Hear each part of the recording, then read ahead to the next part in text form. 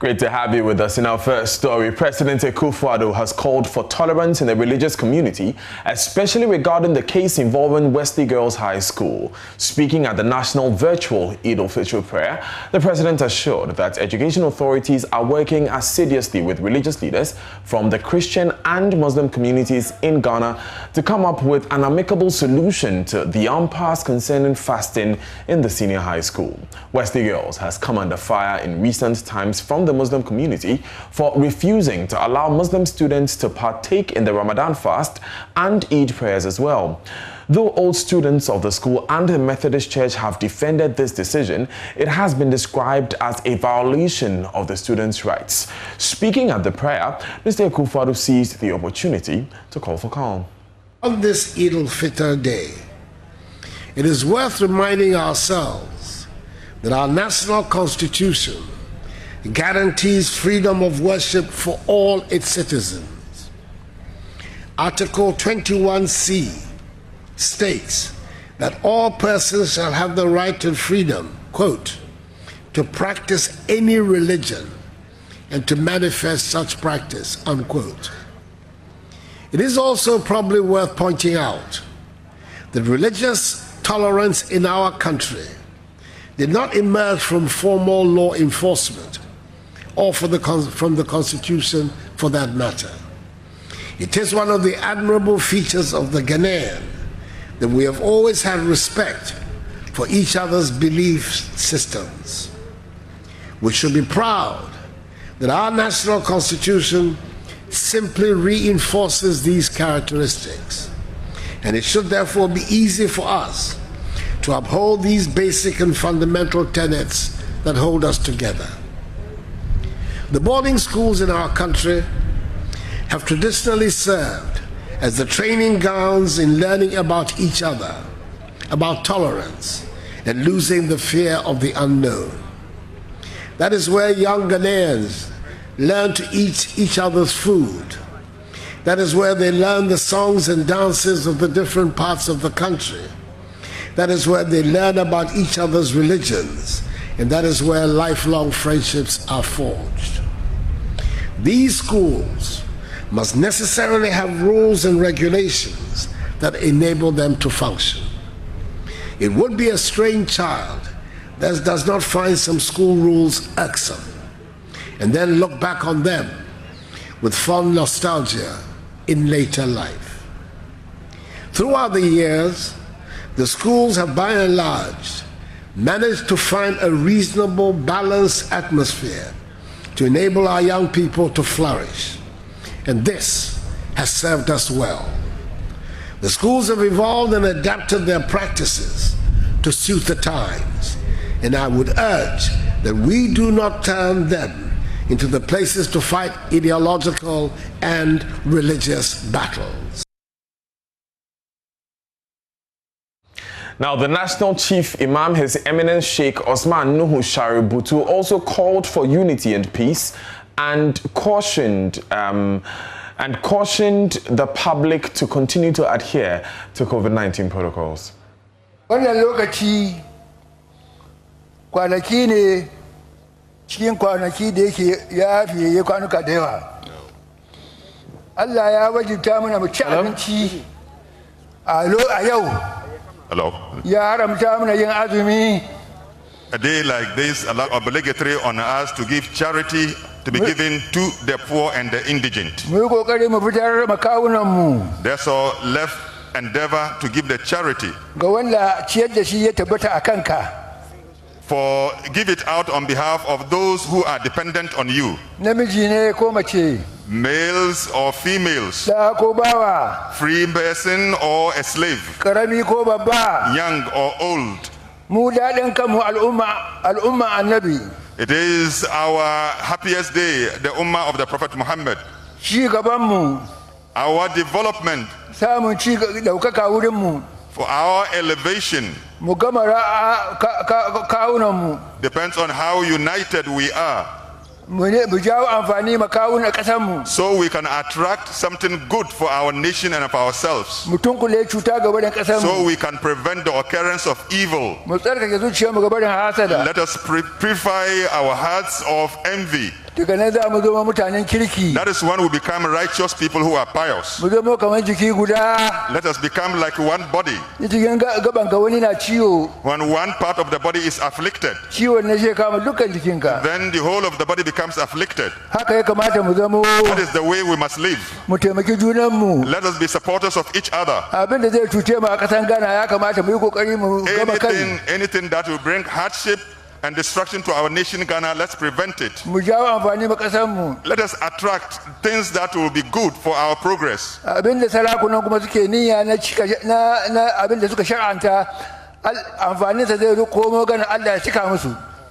Whatever intentions the leaders of our country have by implementing certain policies, we pray that Allah will support them. If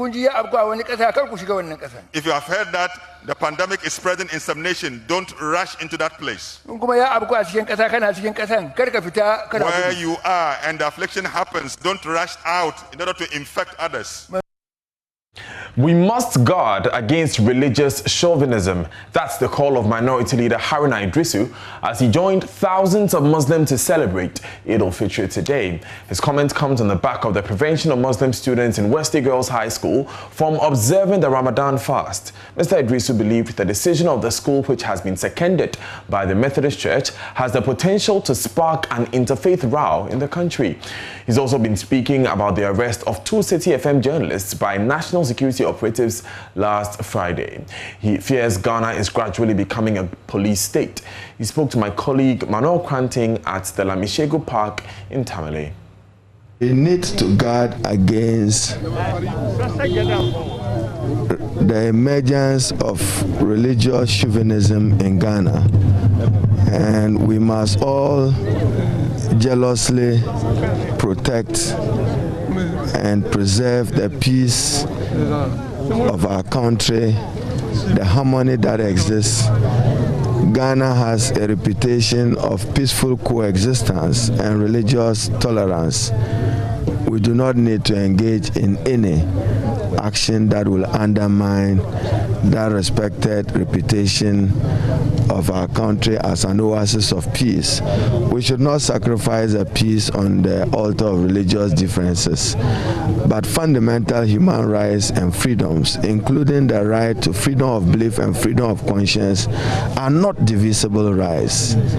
And therefore, every Ghanaian is entitled to the full benefits of those rights, including Muslim girls and Muslim boys. We simply demand respect to that inalienable constitutional right of the right to belief and the right to freedom of conscience. It is not a right that is divisible. And as I said, it's important that we preserve the peace of the country, we continue to coexist, and we continue to tolerate each other even in our differences. Let's not undermine the peace of the country on the altar of religious superiority. But how do you react to the argument that indeed, just as we talk about rights, the church, for instance, also has a right to establish institutions to further its cause and so on? That's the argument that the Methodist Church, for instance, makes, that this is a school that we have established to, as it were, expand and propagate the message of the Methodist Church. And for that reason, they're claiming that right. Is this something that you don't agree with? I said every Ghanaian child, including the Muslim child, has the right to the benefit guaranteed under the 1992 Constitution, including the right to freedom of belief and freedom of conscience. That right, in my view, is vested in that young man. He has that right. Some journalists with CTFM, City TV, just quickly, I just want to pick your thoughts on that. But they make a point that he was filming, in an unauthorized zone, a security zone. You've heard that. When you heard it, what was your initial reaction? Nana Addo Dankwa and his MPP government is reducing Ghana to a police state. And that is not acceptable. The rise of journalism to film is to provide evidence of what they have seen and to report what is real and what is practical, what is wrong. I think the excesses are getting too much. This government must watch it. I least expected that this will happen under Nana Akufo-Addo as president of Ghana. He probably was only preaching and preserving fundamental human rights and freedoms, only seeking office of president, but not serving with respect for those rights and freedoms as president. That's very disappointing, and those journalists are entitled to practice their trade and vocation freely without any interference. Independence Square. Well, this was at the national security installation at Bluegate. National security installation. And it is a way that the arrest could have been done, not in a manner which protects the dignity guaranteed in Article 15 of the Constitution. Must they read them in that Gestapo style? Away from that story, 3 people, including a pregnant woman and a 9-year-old child, are currently battling for their lives at the Tamale Teaching Hospital in the northern region following some serious injuries they sustained last night in a road accident on the Tamale-Buipe highway involving a saloon car with registration number NR 401-15 and an articulator trailer also with registration number GN 675-10 at Sawaba number 2 in the central Gonja district of the Savannah region. The victims, a male driver and 2 females including a child, were first rushed to the Holistic Medical Hospital in Buipe and later to the Tamale Teaching Hospital for tertiary medical attention. Sources close to Joy News indicated that the saloon car, which was from Kintampo in the Bono region and heading towards Tamale in the northern region, upon reaching Sabwaba number 2, burst its front tire from the driver's side and veered off its lane and ran under the articulator trailer. Meanwhile, the 2 occupants of the articulator trailer, i.e. the driver and his mate, who were traveling from Nakpanduri in the northeast region to Kumasi in the Ashanti region, however, escaped unhurt.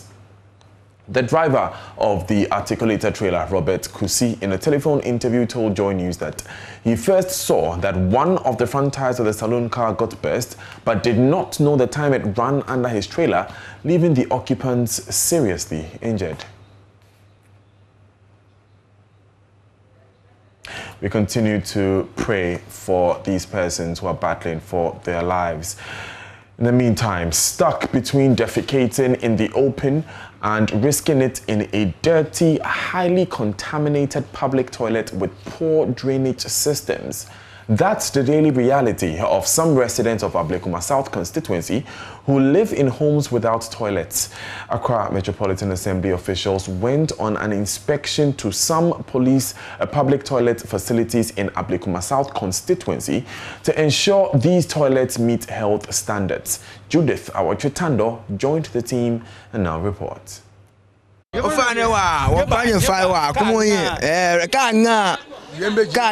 Sounds of angry residents lamenting the appalling state of systems in the Kolegono community. The Ablekuma South constituency is popularly known for its poor settlement conditions. Most homes in the area are poorly constructed and are with no proper sewage systems. Residents living in these communities depend on public toilet facilities. These public toilets are in very deplorable conditions. We followed the Health Division of the Accra Metropolitan Assembly Wednesday to inspect some of these toilets. Florence Kuchi is Metro Public Health Director of the AMA. So today we are starting to enforce the laws on the public toilet operators. So we are in Ablekuma South Sub-Metro. Today we are visiting 7 public toilet operators to see how they are managing the public toilet, whether they are really following the standards laid down given to them on the guide we gave them about a month ago. That is the reason why we are here today. We visited some of these toilets about 2 weeks ago, and we even gave them what we call abatement notice because we realized that they were not doing the right thing. So officers gave them abatement notice to ensure that the right things are done. So we are going back for re-inspection. We visited the Kolegono Lighthouse public toilet facility, which was in fact an eyesore. The AMA had warned owners of the facility to ensure they meet the standard. Take this and put it in an enclosed container. You know you are supposed to properly throw the used toilet papers into this dustbin. You are spreading germs to others in the community by leaving it here. The germs in turn will settle on food and cause cholera and make people sick. So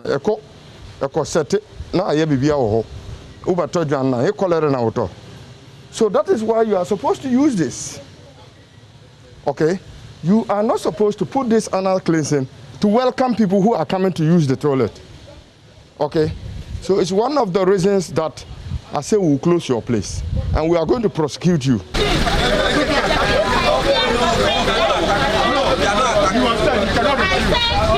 After a long struggle, the facility was finally locked up. Another public toilet facility further ahead was not any different.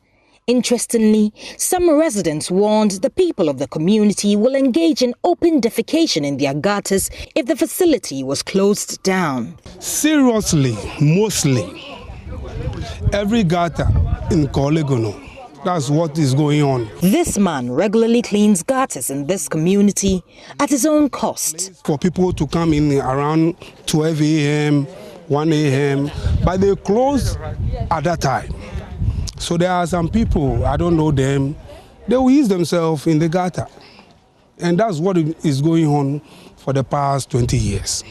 And most of the guys that I used to clean the gutter with, they are fed up. The third public toilet, which shared a wall with the popular Tuesday market, seemed to be the worst among the lot, putting foodstuffs so that the market at high risk of contamination. This particular facility, the toilet facility, the public toilet, is run and managed by a queen mother. A queen mother who is an opinion leader, who is to set as an example for other people to learn, takes his or her money and exploits the place. Look at what is happening. A queen mother running this public toilet and just discharge the whole thing and it's running into the community. At least one of the facilities amongst those we visited was operating quite well, also very close to the Tuesday market. It is about the cleaners we visited. Clean floors, ceiling fans, running water and soap for hand washing. We are very happy that you are able to put up this public toilet here and put it at a standard that the Public Health Department, we really appreciate what you have done here. Thank you. So we want to say you should continue to keep the place as it is and use the required chemicals that you are telling us. A team of hygiene auditors went along with the AMA officials for this inspection. Their role, to assess the level of contamination of the toilet bowls, doors and handles. Esia Mabuahene works with Wheaties Ghana as a quality health manager. In terms of contamination levels, we were within the ranges of 300. Now the contamination levels comes with the count at the ATP machines we are using. Now if it's from 0 to 10, we define or indicate that the place is ultra clean. But what we tested and what we got was within the ranges of 300, which clearly defines or indicates that the place is very, very contaminated and it needs urgent attention in terms of cleaning and then possibly monitoring to make sure that the place is always clean for the usage for the end users. The Accra Metropolitan Assembly conducted this exercise as part of its efforts to ensure the city remains clean and is calling on all public toilet facility operators to practice proper cleaning and disinfection, especially in these COVID times. Judith Awachitando, Joy News. Now, the Nkwanta North residents fear possible re-emergence of guinea worm infestation. According to traditional authorities and residents in the Nkwanta North district of the Oti region, they say that guinea worm infestations could re-emerge, and they say that this would be a result of the majority of residents relying on contaminated water bodies due to the lack of enough potable water in the district. They have therefore appealed to the government and philanthropic organizations to intervene and resolve the water challenges by repairing the Damanko Pasa small water system transmission lines. Fred Kwame Asare has more. The Nkwanta North District's current population stands at about 120,000. The district, which contributes to the food basket of Ghana, has been suffering the scarcity of potable water. It's a serious situation we are facing in the district. And you know, water is life. As of now, even businesses that use water are crying. And now, the only way out is people digging boreholes. I tell you that people even do all this. And yet, in the dry season that they need the water most, they don't have water coming out from the boreholes. So this is a serious issue. This development has left deprived residents with no option than to rely on any available water body. Some residents in Basa, the district capital, had to fall on extreme outskirts of the community. Unfortunately, there are insanitary conditions around the same water body upstream. The stream serves as a recreational facility for some youth who take swims in it during their leisure. Others use its surroundings as places of convenience and refuse dumps. Obviously, water from this stream is unwholesome for human consumption, but these residents have no option but to rely on it for domestic use. Water from the stream does not taste good. We know it is not safe for drinking. Because we have no alternative, we have to drink and use it for cooking. Residents who operate food joints are compelled to construct wells at their homes and use the water for washing, while they purchase borehole water for cooking. Ruka Yawezu laments the situation is affecting their businesses and health. Before a day, we spend about 5 cedis, 7 cedis. We spend about 7 cedis on water. We believe water from the borehole contains harmful chemicals. When you leave the water in a steel bowl or cup overnight, it causes damage to it.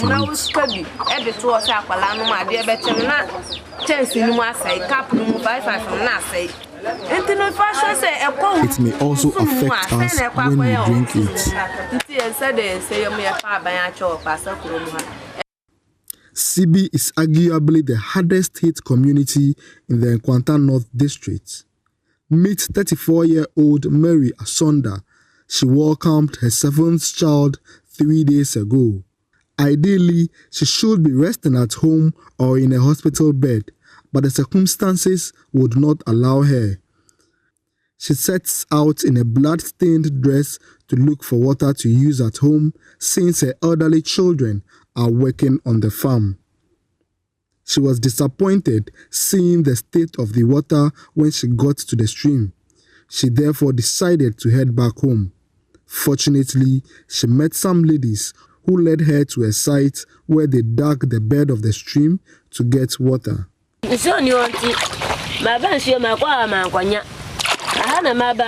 is no potable water, so I came here to fetch. I didn't get some at the other end, but I got some here. I delivered 3 days ago. Because there is no water, I had to go out looking for water.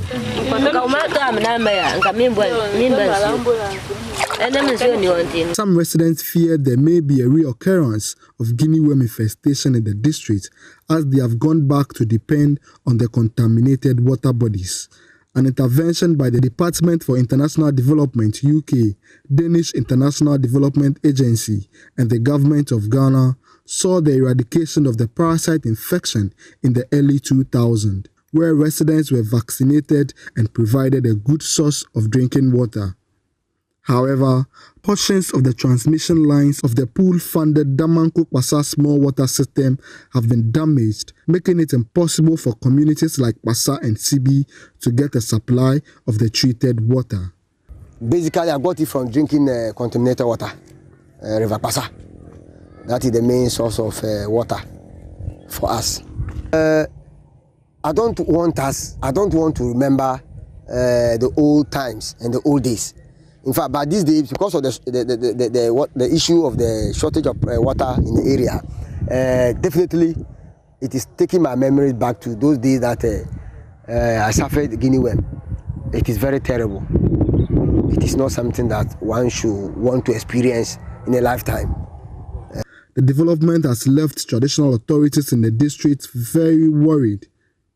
The paramount chief of Basa, Obor Konja Tassan VI, appealed for an immediate intervention. But because of the dry season, the water is not flowing through the pipes.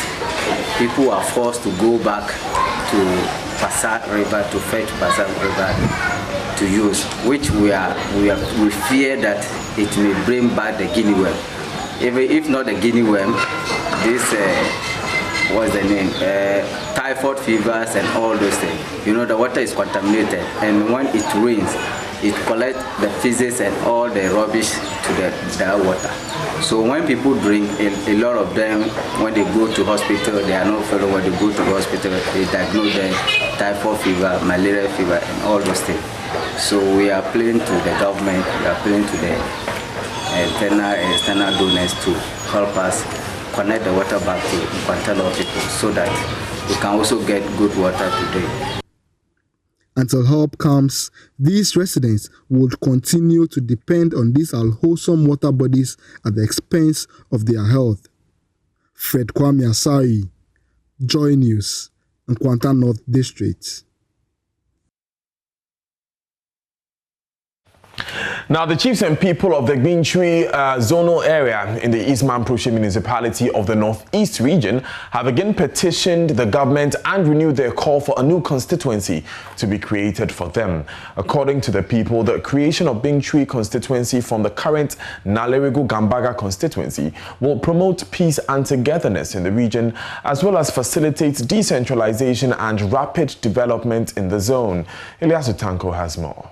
Gbintri is one of the largest and important towns in the Northeast region, located at the eastern corridor of the East Mamprusi municipality, with a zonal population of about 80,000 people. Although it is found in a Mamprugu land, the Gbintri zone is dominated by tribal concombers who are mainly into subsistence farming and petty trade for seasonal incomes. The area has been known for decades to be endowed with so many potentials, including a limestone deposit and a major transportation corridor linking the Eastern Corridor Road from Gushegu to Burkina Faso through Nakpanduri and Garu. The largest market is found here. The market alone is said to contribute 80% of the internally generated fund to the East Mamprusi Assembly. But the people living here are steeped in abject poverty, in need of amenities such as potable water, road, and decent living standards. For instance, out of the 105 communities in this area, only 3 communities are connected to the national grid, with 15 primary schools and just 1 junior high school. And there is no single tie road in all the 9 electoral areas in the area. Unhappy with the state of affairs in the area, the chiefs and people have come out to renew their long-standing call for a constituency to be created for them. At a press conference in Gbintri attended by representatives of all the 105 villages, the chief of Bombon, Ubo Dawuni, addressed the media. Ladies and gentlemen, permit me to state that Northeast region consists of 4 major tribes, namely Mamprusis, Konkombes, Bimubes, and Chokosis, of which Konkombes form the second majority. But it is sad to note that Konkombes can't boast of any constituency nor district among the 6 constituencies and districts in the region. It is our fervent appeal to the President of the Republic of Ghana and all other relevant authorities to consider creating Gbintri constituency in order to promote peace and togetherness in the region, as well as facilitate development and decentralization in the area. The Gbintri constituency, if created, will comprise Gbintri electoral area, Bangda electoral area, Jago electoral area, Yankazia electoral area, Limu electoral area, Kulgona electoral area, Gurugu electoral area, Kolimba electoral area, Tony electoral area, with 105 communities across. It is heartening to note that the proposed area contributes 80% of the internal general fund to the East Mamprusi Municipal Assembly, yet the least in terms of development. The Gbintri market is the largest market in the Northeast region that attracts businessmen and women across the regions. It is also obvious that the proposed area forms the food basket of the municipality, as the major farm produce comes from this proposed area, yet it remains the most deprived area in terms of access to basic services such as schools, water, and many others. There are also large deposits of limestone at Banda, which forms part of this proposed constituency, and the exploitation of which could bring the needed development in the area should this petition be considered.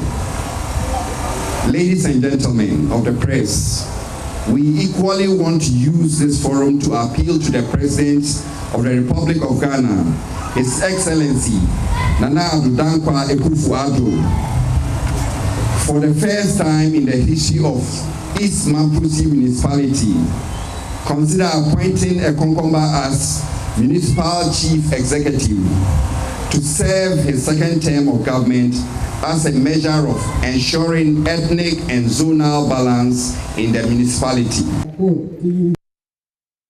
You're live on Joy News today with me, Daniel Dazin, making way for Daryl to bring us the latest in business next.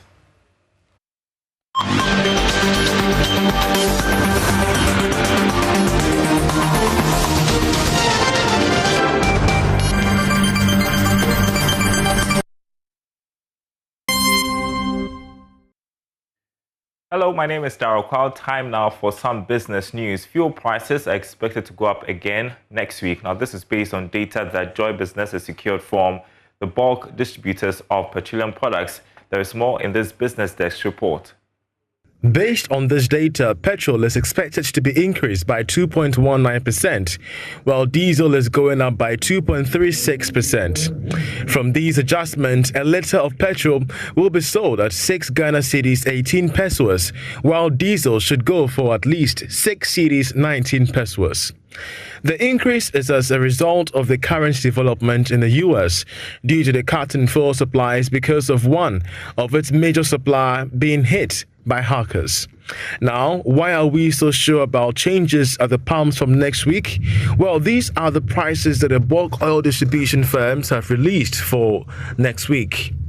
So unless these oil marketing firms absorb the increase, consumers will definitely be paying more when they drive to any service station from Sunday, the 16th of May. It had been earlier projected that current development on the international market would result in prices going up at the pumps in the coming days. The situation has been compounded by the recent taxes placed on these products. Well, meanwhile, the Ghana Private Road Transport Union, I should have said, is entreating the public to disregard any purported increase in transport fares. This follows a meeting held with stakeholders and the Transport Ministry to review public transport fares for this year, which ended without an agreement. So here's a statement we want to show you. It says, a motion was tabled to bring clarity to some of the provisions in the Income Tax Amendment Act. The Act, in its current form, suspends the payment of vehicle income tax for taxis and trotro. Meanwhile, its application has been shrouded with some ambiguities. The VIT constitutes part of the cost builder for the determination of fares. It goes on to say that we have therefore commenced discussions with the Ministry of Finance and the Ghana Revenue Authority to bring clarity to the application of the vehicle income tax. And finally says, we entreat all transport operators to stay calm as we negotiate for a fair adjustment within the shortest possible time. We also entreat the general public to disregard any purported increase in fares. It's signed by Godfred Abobire, General Secretary of the GPRTU, and Emmanuel Oheneyeboa, General Secretary of the GRTCC. In other news, economist Professor Godfred Bokwing has urged government to strengthen its domestic revenue mobilization efforts to help the country's post-COVID-19 economic recovery. He was speaking at a forum organized by Imani Africa and GIZ to explore creative ways of using tax policy to support business growth and job creation whilst generating enough revenue for the state. Here's more. At the forum, tax consultant Ali Nachia indicated that government needs to intensify verification and enforcement of tax laws. According to him, the enthusiasm of the GRA task force to go after defaulters is low.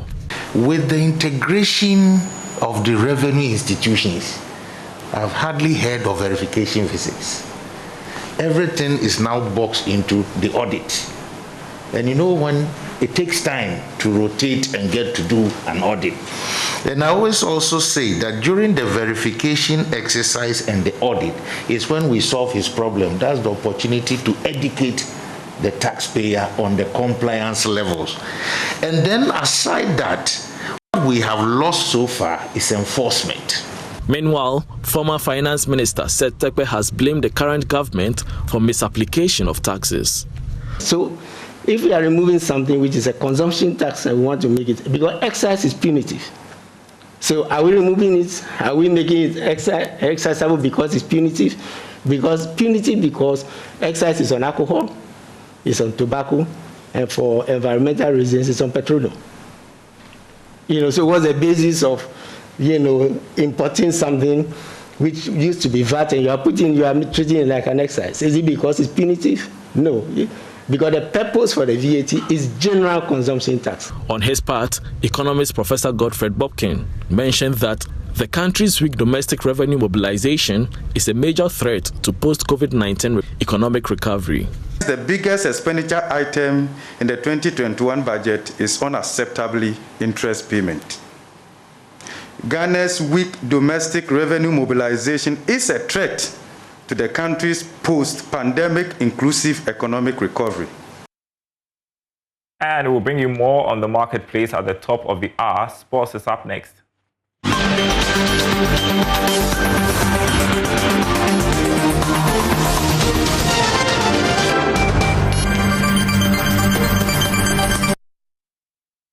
Good afternoon. Time now for sports on Joy News today with me, Muftaw Nabila Ablai. Yesterday, the Ghana Football Association announced that they've arranged 2 friendly matches for the Black Stars. Communications Director of the football governing body, Henry Asante-Chum, revealed that the Football Association decided to engage Morocco and Ivory Coast because they will provide the Black Stars a 10 test as they seek to build a form-level team for AFCON 2022. Our team might not look attractive to you.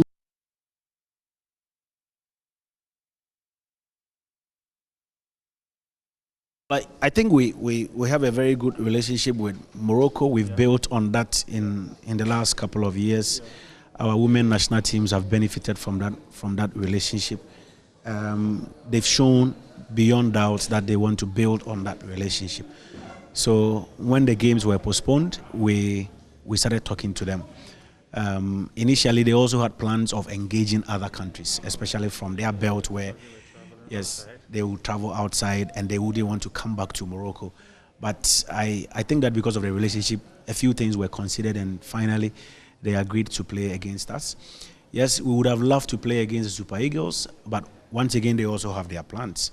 And, this is the only opportunity for countries to play against each other before September, because immediately after the June international window, the players will return to their clubs until July, and then by August, late August, September, the various leagues in Europe will also be back on. So if you miss this window and you don't play a competitive game, it means your national team will be inactive until September. So Ivory Coast, yes, we spoke to them. They also took into consideration the fact that their players needed the test. They have not been too good in recent times. Even though they performed quite well in the last AFCON where we crashed out at the quarterfinals, they still felt Ghana would be a very good opponent for them to test their strength and also look at some of their new players. So Ivory Coast, they did not blink when we approached them. And once we knew we had Ivory Coast on paper, then we had to also push Morocco to sign. And yesterday, the Moroccans agreed. And so we are delighted to announce the 2 matches. Now let's take a look at the squad CK Akuno announced yesterday. It's his 30-man squad that will come up against Morocco in Rabat and Ivory Coast in Cape Coast. And the Ghana captain, or the former Ghana captain, is expected to lead his charges into the 2 high-profile games against the North African giants and 2-time African champions, Ivory Coast next month, in the place of 2 FIFA World Cup qualifiers that got postponed last week. Richard Ofori, who missed the AFCON qualifiers in March, makes a return to the squad, having recovered from a groin injury. Reading FC's Andy Yadon, Portugal-based Gideon Mensah, and Shanshen's Frank Achampong and informed forward Kamaldeen Suleimana have all made a return to the team for the 2 matches. Here is a full squad as named by the Black Stars head coach CK Akuno. Razak Abalora, he's in post. He's also going to be joined by Ibrahim Danlad, who was with the under-20 team, and as you heard earlier, Richard Ofori. Now let's take a look at the defenders. In the defense, Nicolas Opoko is in there. Then there's a 10 for Daniel Amate in that setup. He has been out of the Black Stars since 2017. Left back, we have Bawa Rahman and Gideon Mensah.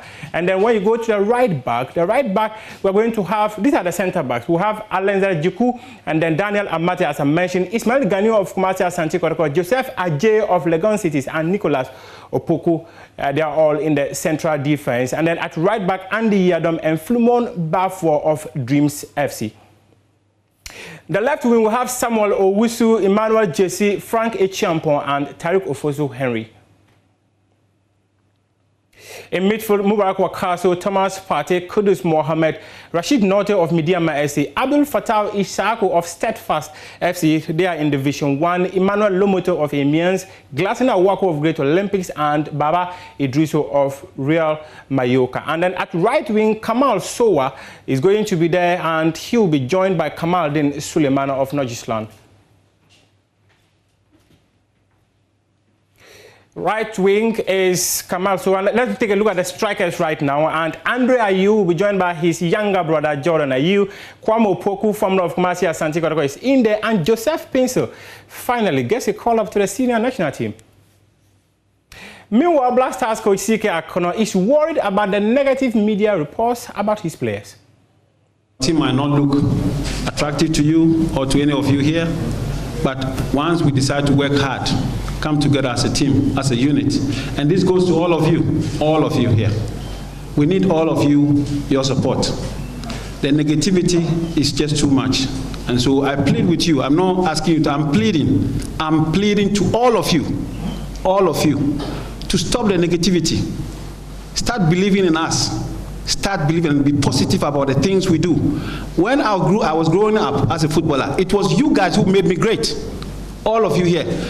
Well, probably at the time when I was playing, most of you will not be. The likes of Kwabena Yeboah, Kartufuo, they encouraged us. This time around, things have changed, and I plead with all of you to be positive. Yes, there are negative in what we do. Criticize us positively, and we will find the right channel to go about this. But everything is achievable.